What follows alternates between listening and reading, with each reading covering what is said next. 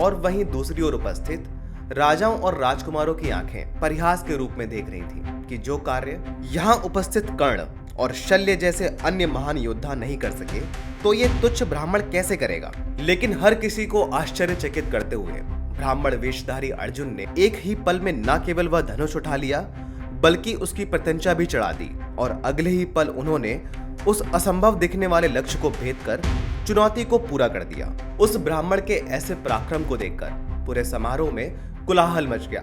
सभी दर्शक चिल्ला उठे कि केवल भिक्षा पर जीवित रहने वाले एक साधारण ब्राह्मण ने पांचाल की राजकुमारी को स्वयंवर में जीत लिया।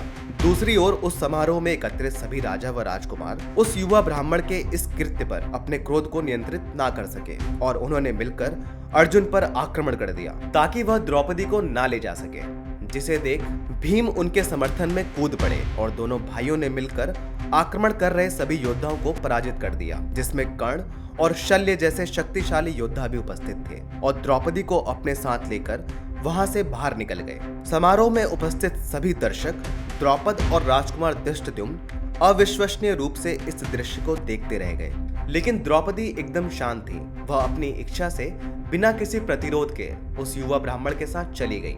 लेकिन किसी के भी पहचाने जाने से बचने के कारण युधिष्ठिर, नकुल और सहदेव वहां से पहले ही निकल गए थे। भीम और अर्जुन द्रौपदी सहित कुंती के पास पहुंचे, जहां पहुंचकर उन्होंने कुंती से कहा कि माँ, आज जो हमें भिक्षा मिली है उसे तो देखो। अपने कार्य में व्यस्त और प्रतिदिन की आदत के कारण उन्होंने कहा कि इसे पांचों में एक साथ बांट लो।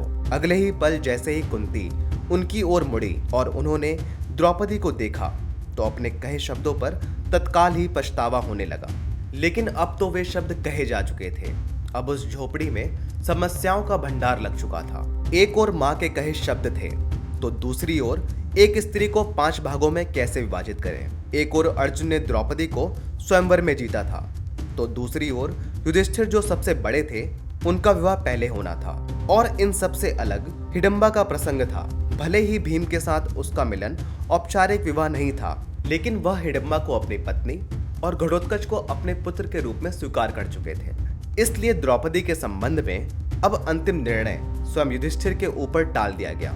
इन सभी से परे एक और समस्या थी कि सभी 5 पांडव इस बेदाग सुंदरता वाली महिला पर मोहित थे और अपनी आंखें और मन उससे हटा नहीं पा रहे थे। वे सभी मंत्रमुग्ध होकर पांचाली को देख रहे थे। जैसे ही द्रौपदी ने भी उनकी ओर देखा तो उन सभी के शरीर में उत्तेजना की एक सिरहन दौड़ गई और उन्हें ऐसा लगा जैसे उनका पूरा अस्तित्व ही हिल गया हो। युधिष्ठिर ने अपने भाइयों की यह स्थिति देखी और जिसके बाद वह उनके मन की स्थिति भी समझ गए।